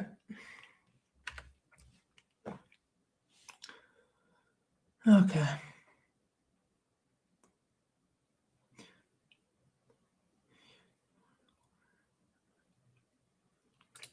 I don't have to defend that, James. You have to defend it. It's your text. It's not my text. I'm simply pointing out the fact that, this is what your church is all about. This is the level of deception that your church operates with, that you have to self-deceive yourself into believing and hiding behind biased LDS people, right? Or already deceived LDS people, instead of looking outside of that, looking to the evidence and recognizing, okay, wait a minute, only my church believes this, and every single non-church member who's not a member of my church, based on the evidence, is of the opinion, okay, is of the informed opinion based on the evidence that this text is completely fraudulent, okay? And you just don't want to address that, and you don't want to deal with that, okay? So I don't have to defend how Joseph wrote it. I know how he wrote it. He created it. It's a fabrication of his mind, okay?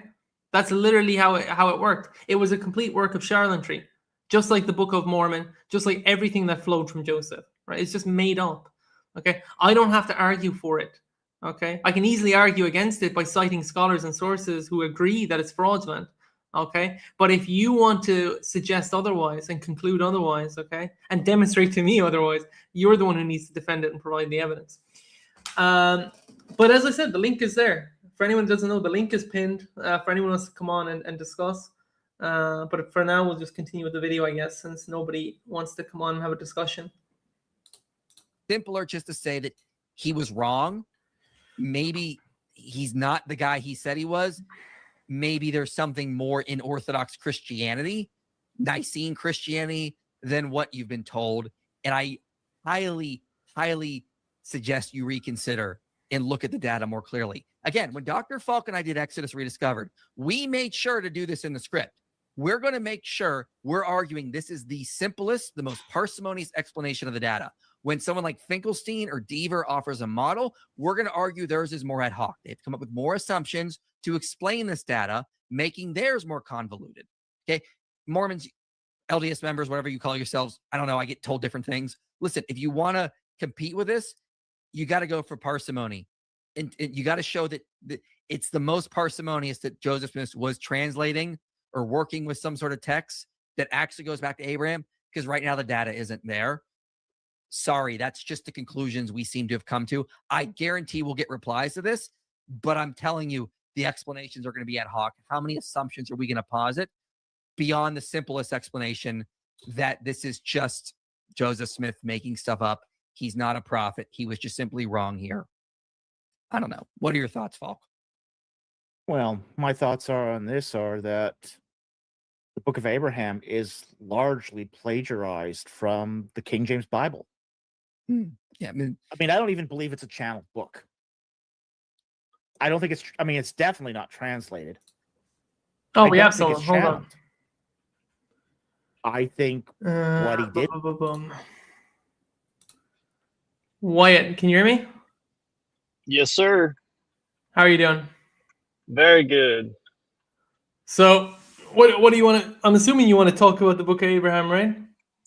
Yeah, so I just a brief introduction. So I was baptized on August 1st into the Latter-day Saint Church. Uh-huh. And As in August 1st of this year, right? yeah, recently. So Okay. I was an atheist up until I was 20, and then Protestant for about 6 years. Okay. And then now Latter-day Saint. But ultimately, when I first read the Book of Abraham, it didn't seem to me like this was like a word for word translation.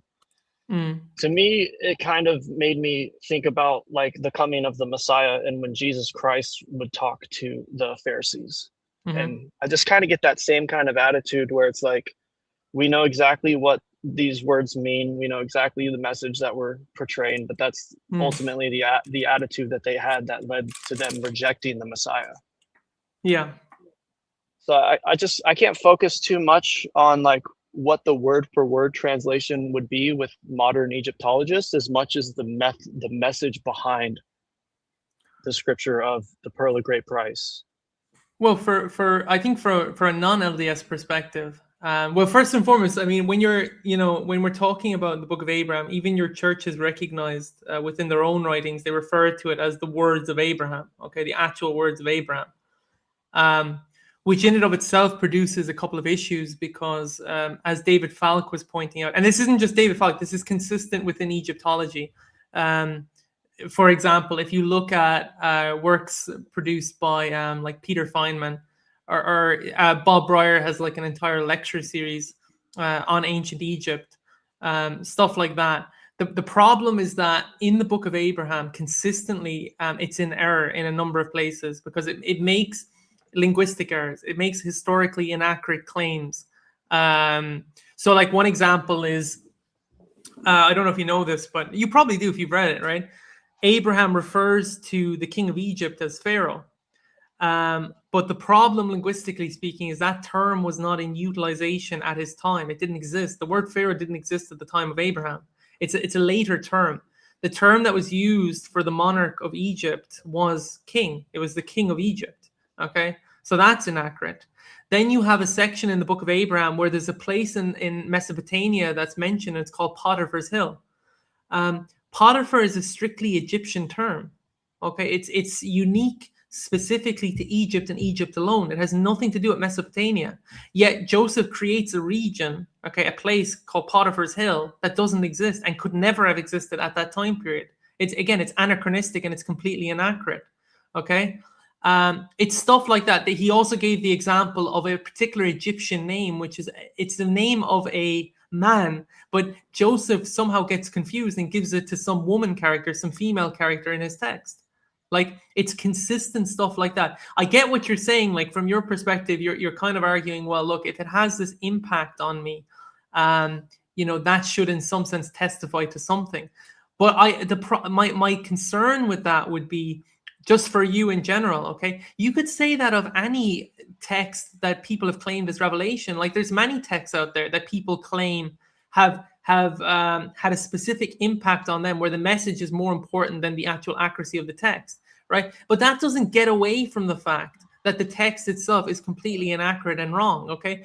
In other words, if this is a form of divine channeling or divine inspiration, I would hold it to a higher standard than I'd hold something else, okay, than something that isn't inspired, okay? So it's not something that you can just set to the side and say, okay, because I feel like this has a good message, that overlooks the fact that this thing is completely inaccurate, true and true, in a number of places. That's very concerning, don't you think?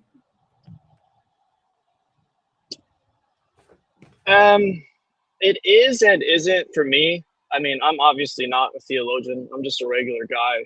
But yeah, when I go through these problems with the Book of Abraham, it seems to be like, let's focus on things that we assume that we know are wrong, instead of like the ultimate, like, what's the role of a prophet, like, to point people to Jesus Christ and his relationship to the Father. Like, right. What's more important? Like, for me, it's more important to, like, have this communication back and forth to humans being brought to God. Not necessarily like I need to know these 6,000-year-old texts are word for word translations.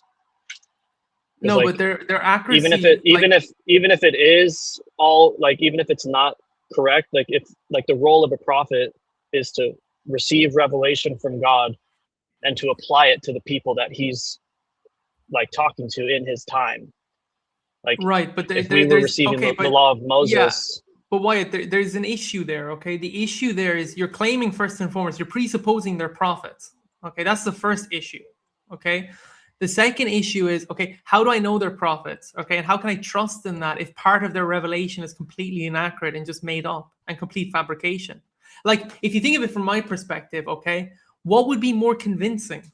Okay, something that's actually true, which can be demonstrated because it's verifiably true, or something which verifiably has proven to be completely inaccurate and incorrect. Okay, and you're talking about this divine revelation coming from God. Okay, that's the first issue. That would actually create for me distrust if a so-called, as you claim, prophet is coming out with completely inaccurate information consistently left, right, and center. That doesn't create trust for me. That creates distrust in what they're telling me.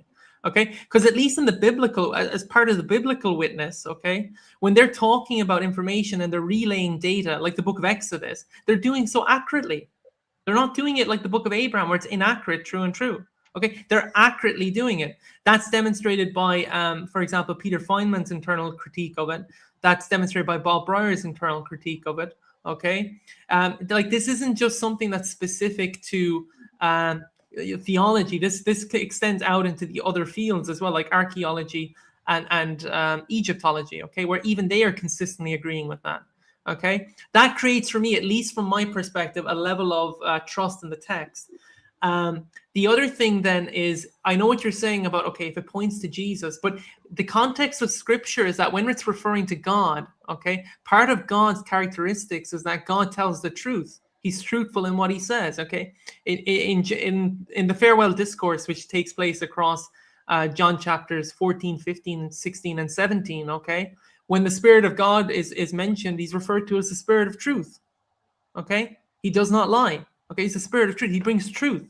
Okay, and then when you talk about pointing to Jesus, okay, yeah, but which Jesus? In what sense are you talking about Jesus? Okay, because Mormons believe in Jesus, or sorry, not Mormons. What's called Muslims believe in Jesus, but both you and I would disagree that they're complete heretics if we take seriously what the Bible says, which is that anyone who denies that Jesus is the Son of God is of the Antichrist.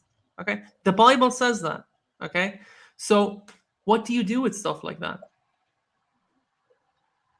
And how do you convince me if you know, if Yeah, it's not? well, I think.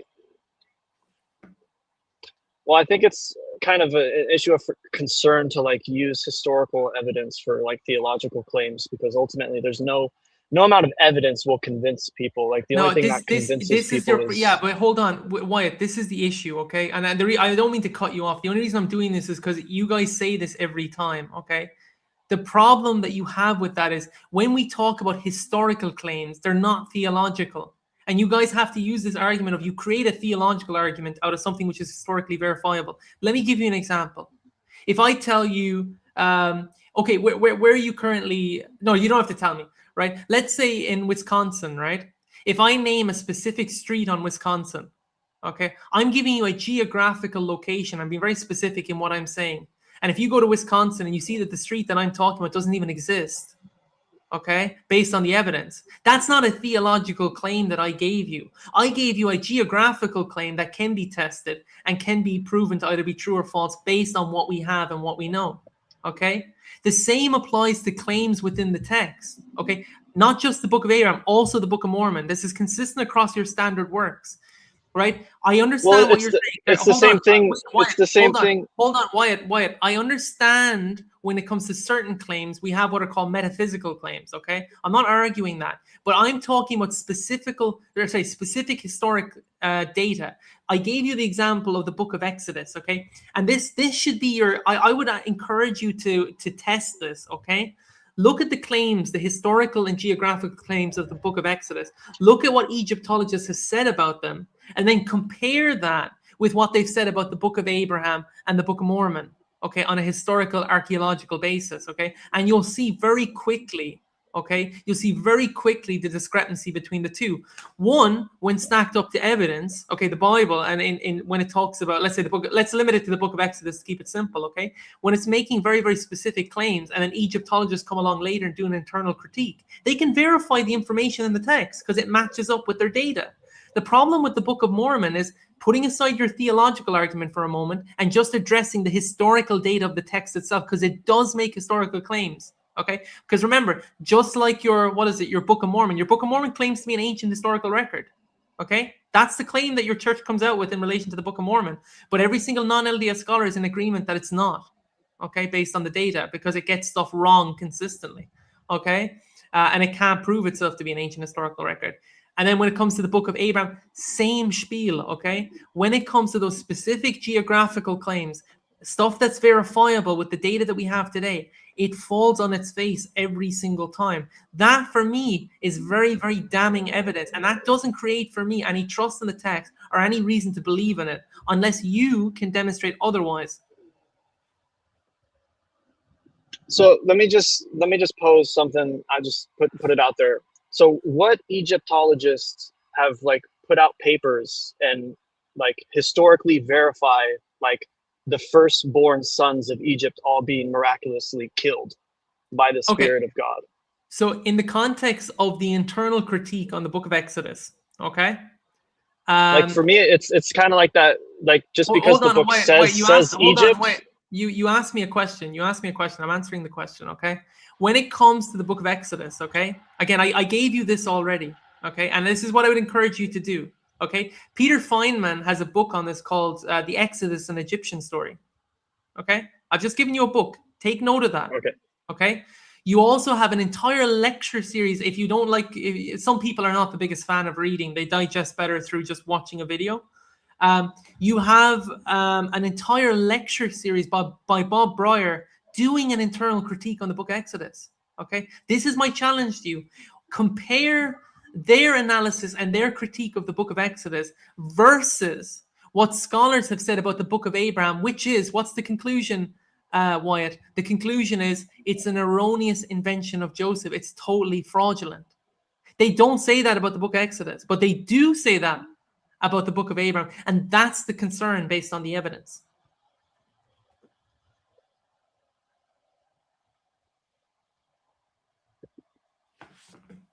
I don't want to be disingenuous or anything, but I just, for me, I just wanted to come up and kind of share my experience with the book of Abraham. And I didn't really go through, like, when you compare Exodus to the book of Abraham, I mean, I don't really find anything with when I'm reading the book of Abraham or the book of Moses that's like incompatible with what I've already discovered to know about God. But what you've discovered to know about God through your church, a lot of it's not correct. That's a separate issue, but that's a theological issue. But it stems from the data of what the texts are actually saying, about God. I mean, that's a totally separate argument because, again, you see, as you said, you're very new to the church, right? You were only baptized in August. I think, to be honest with you, I think you should have done a lot more testing of your church and its beliefs because, as I said, the consistent view of the Book of Mormon outside of it's only your church that believes that, by the way. Okay, like this is something I wish Mormons would understand. Okay, in all honesty, okay, you know what bias is, and I know what bias is. You know what circular reasoning is, and I know what circular reasoning is. Okay, if it's only your church and your church members that are coming to that conclusion based on the evidence, by the way, and every single non-church member of your church who are also, by the way, experts in their respective fields are coming to a conclusion that's completely contradictory to the one your church comes to, that's something you have to think about. Okay, I get it in terms of you might feel like the church gives you or offers your life something from an experience standpoint that you might feel like it betters your life, but just because you feel like something, so just because you have a feeling, okay, like again, to quote Jeremiah 17, okay, if you're familiar with that text, what does it say about the human heart in Jeremiah 17? Yeah, above all things. Yeah, but that's really just like saying that men are easily corruptible. It's not really saying that you can't trust your internal conscience. No, yeah, I know, but the thing is that if you understood the implication of that, okay, then you would understand that subjective feelings aren't the best thing we should allow ourselves to be led by. Okay, if our heart is by nature, easily deceivable. Okay, based on it, like again, think about it. Like, there's how many Muslims in the world, right? Over 1 billion. I have no clue. I don't really research anything. Roughly, right? There's over 1 billion Muslims in the world. Okay, you and I would both agree they're completely in error. They're completely wrong. But they believe, like, here's the thing, why they believe in their hearts and in their heart of hearts, okay, that text is true. Muhammad is a prophet, okay, and that everything their faith offers them, okay, is better for them in every sense and offers them the perfect life they can live here on earth before going to heaven. Okay, they firmly believe that. Okay, it doesn't make it true, and this is why even in the Bible it tells us to test. Right, it gives us criteria of false prophets. It gives us criteria of what can be counted as something from God versus not from God. Okay, and again, this is what I would say to you. Okay, it's like, well, how much of your church have you tested?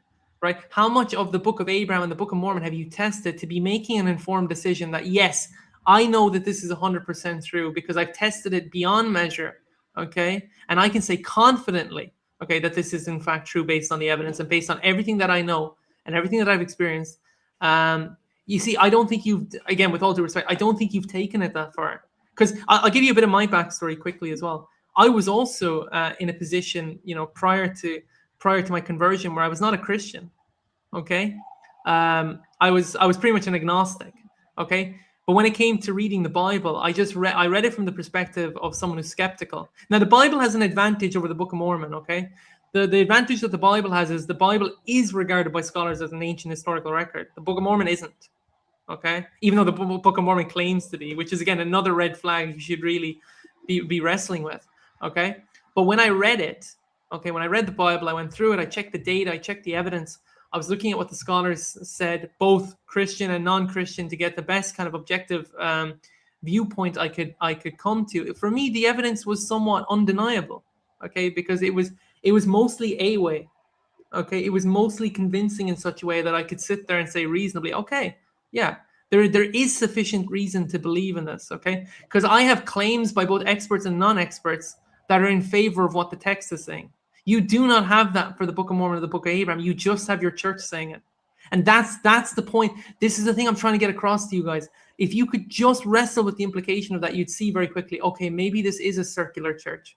Okay, maybe this is a church where literally to be a member, I have to just believe in what they say, and I can't listen to what anyone else outside of the church says because they're all in disagreement. Okay, again, I would recommend you to really wrestle with that. Yeah, so I just, it's hard for me when I hear like I've tested the scholars, both non-religious and religious, and they kind of like merge into this like objective reality. But it's hard for me to have that like objective standpoint with the Bible. It's like you're kind of like clouding like these two worlds to where it's like just because the non-biblical scholarships or the atheistic biblical scholars also agree that Egypt is a real place, and they also agree that this is kind of what like the historical context of the Israelite world looked like. That doesn't make it objective. So it's like kind of hard for me to be like the Bible is objectively true, but when it's really just like we all choose to believe that it's true. There's no choosing to believe if they're arguing based on evidence in favor of the text. That's not me choosing to believe in it. That's me looking at the evidence. Right, but just because the text says that Egypt is a real place, and we know that Egypt is a real place, that doesn't automatically assume that Moses parted the Red Seas. It goes beyond that. Okay, because in terms of the internal, again, this is why I'm encouraging you to, I gave you some examples of names and works to look to. Okay, that level of concession on the part of scholars when it comes to the Bible, you don't have it for the book of, like, again, just try and let's start with this. Like, just try and understand the implication of this for a moment. Okay, you agree with me that the Bible is regarded by every non-scholar and every, like when I say non, I mean non-Christian scholar and Christian scholar. You do agree with me that the unanimous position within scholarship is that it's an ancient record from the ancient world, right? Yes. Okay, and you're also aware that every single non-LDS scholar is in agreement that the Book of Abraham is, or the Book of Mormon isn't, even though it claims to be. Well, no, because I've actually heard the opposite. Give me one non-LDS scholar who claims that the Book of Mormon is an ancient historical record.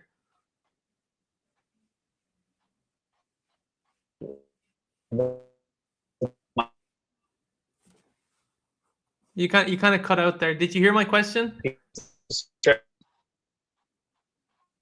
You're cutting in and out.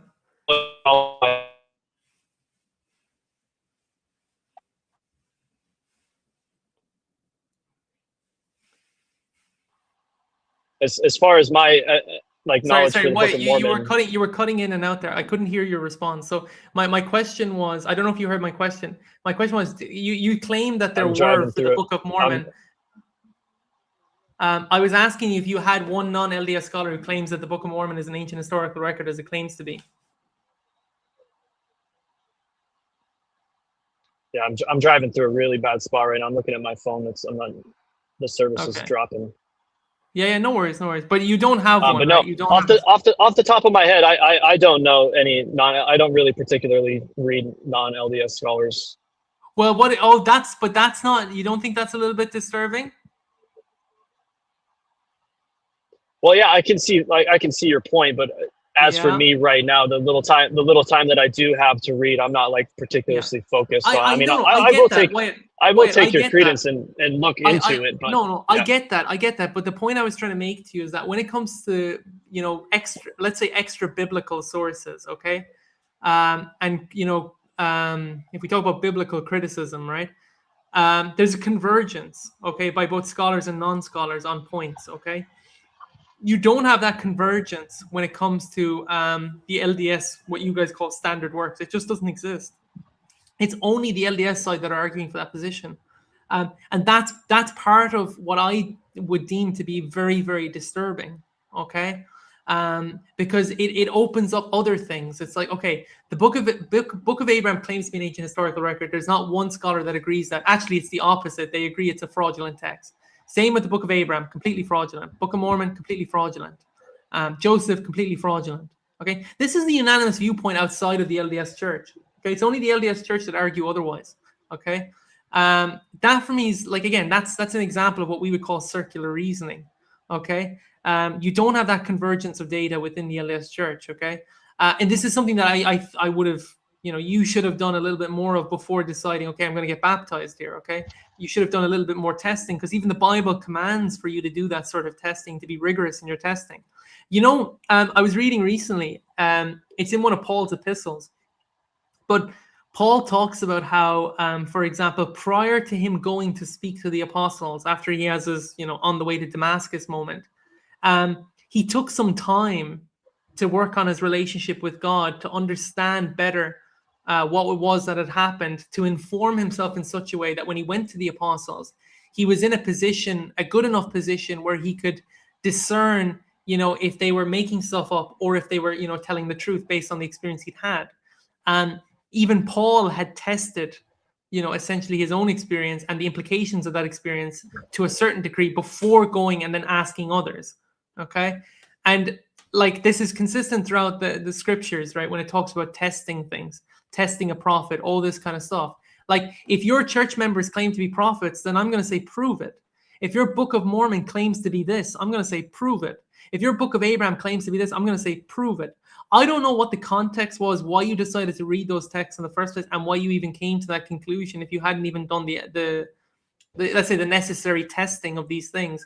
And then you have, like, again, I could argue with you as well about the I could argue as well with the theology of the text, okay, and the theology of what your church believes and how that's, you know, anti-biblical, okay, and how that's anti-historical as well, based on what the early church believed, okay.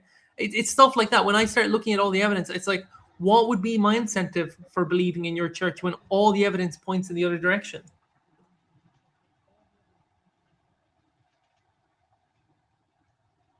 I'm so sorry. I'm looking at my connection. I didn't really get most of what you just said, but I get what you're saying about how, like, all the worldly and all the outside of the LDS Church points away from it. Yeah. And yeah. It's not the same with the Bible. You recognize that, right? I don't know. I read the Book of Abraham. I thought it was divinely inspired. I mean, but based on what? just from all the reading that I've done. But what led you specifically to that? Like, conclusion? when you look what at the, based on what testing? When you just reality, like, going through, like, from all knowledge that I've gotten up until the point, it's not conflicting with everything that I've already discovered to be true to my conscience. But a Mormon, but here's the thing, right? A Muslim would argue the same thing. Why is their claim false and your claim true? Because you choose to believe it. So because you choose to believe it, that makes it true? Well, when it comes to religious standards, that's like pretty much the overarching reality of religious standards. No, that's not my question. My question is, this is your standard that you've given me now. You've told me that if you choose to believe something, what's the implication of that? It's automatically true. So Islam is true, Buddhism is true, Hinduism is true? Because they choose they believe that it's true. There's no, like, because if there was this absolute standard for truth, there wouldn't be a discussion about religion. Well, there is an absolute standard for truth. And that's the Bible? Do you understand what the term logos means? Yeah, in Greek it means logic or the word. No, not Or logic, at the least word, right? But what does that mean within ancient Greek thought when we talk about the logos? Like Clement of Alexandria did a brilliant breakdown of this, right? What in ancient Greek thought, what does it mean by the logos?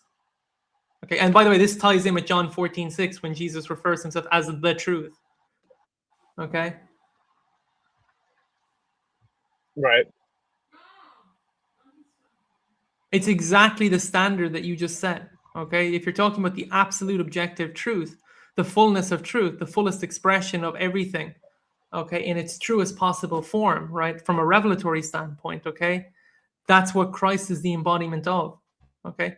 This is what Clement of Alexandria. I actually recommend you read that, by the way, if you get a chance. Again, look back at the stream and try and get some of the sources I'm giving you. Clement of Alexandria has a breakdown of that term, the logos, and it's really good. But he's expressing to you how they understood it during that time, okay, which gives you the context. So that for me is the factor in terms of determining is something from God or not from God. Well, if I actually have a standard by which I can measure and test things, then yes, I can determine that. Okay. The Bible gives me a standard. God gives me a standard. Revelation gives me a standard. Okay.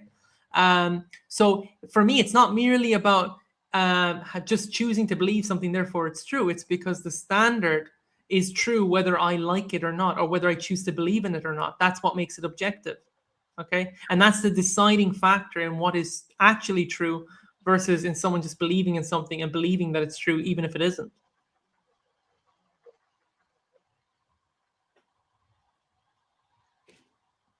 Right, but I can't seem to distinguish like that. Like I'm circular reasoning, and that's not circular reasoning. Because the Bible claims that, okay? Jesus claimed that, okay? So if I test the claims of the Bible, okay, against actual data that I know today, okay, does it objectively demonstrate itself to be objectively true, okay? And I would say based on the evidence, yes. Not based on what anybody else has told me, okay? Based on if I take the data from the text and I test it against the world itself, okay? If something's objectively true, it's going to be true whether I like it or not. And it's going to prove to be that way in almost every single occurrence. Okay. And with the Bible, that was the thing that I found when I tested it at that time when I wasn't even a Christian, when I was an agnostic. Okay. And that's why, I decided, okay, this is based on the evidence, based on everything that I've tested here. Okay. The most reasonable explanation, okay, is that it is in fact the objective truth. Okay. I have tested, okay, just so you know, I've also tested the Quran. I've tested Islam. It's not true, okay?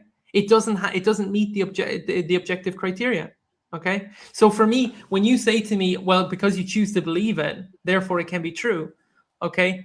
That doesn't work. It doesn't work in the context of truth because you can't have two truths, right, that are completely contradictory to each other and just say because people believe in them, they're both true. That doesn't make sense. One of them is true and one of them isn't. Okay. So I'll give you, let's apply the example of Jesus as the Son of God, right? Either he's the Son of God or he isn't the Son of God. One of those claims is true, right? Whether we like it or not. I mean, see that, like you have to break down like the epistemology of truth. No, like, but would you agree with me? Let's keep it simple. Let's keep it simple for people watching, okay? Would you agree with me when it comes to Jesus, right? The claim biblically consistently that he's the Son of God, okay? Either that's true or it's not true, right? It has to be one way or the other, okay? Either what he's claiming about himself, he's claiming truthfully about himself, or it's not true, or he's claiming falsely that about himself. It has to be one or the other, right? Right. Okay, so what you've just done there, and this is the thing I'm encouraging for you to do, you've just created an objective standard there that answers that question. Okay, because you're saying within that, yes, you're recognizing one of them has to be true, whether I like it or not. Okay, whether Muslims like it or not, either Jesus is the Son of God or he's not the Son of God. Okay, I know their Quran denies that. Okay, I know that they deny that because of what their Quran says. But as I'm saying, and as you understand too, one of them has to be true. Okay, they're both claiming completely polar opposite things here, right? It's like if I tell you smoking's good and then someone else says smoking's bad, like bad for your lungs. I mean, one of those claims is true, whether we like it or not. Okay, that's an objective standard and an objective criteria that we can apply to see and test things by what they're claiming. The problem is that when that standard is applied to the LDS Church, it falls short in such a way that that's why people come to those conclusions almost consistently outside of the church. The other thing is, and this is the other kind of thought experiment for yourself, is imagine you're at Joseph's time, okay? Okay, you're there at the time of Joseph. Joseph comes along, claims he has this book, right? That he wrote down that he got for some plates that some angel directed him to. Okay. You know, and he talks about his methodology with a seer stone and a hat and all this stuff. Okay. And he shows you what he produced. Okay. At his time, if you were a Bible believing Christian, okay, how would you have tested Joseph's claims? Would you have just sat there and said, okay, because Joseph says it must be true? Or would you have had a metrics by which to test what he was saying?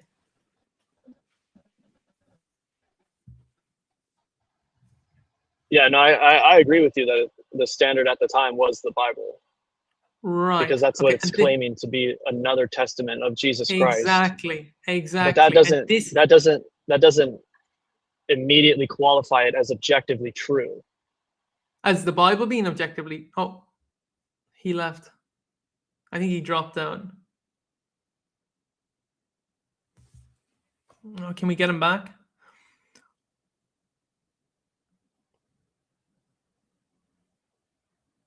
He hasn't come back yet.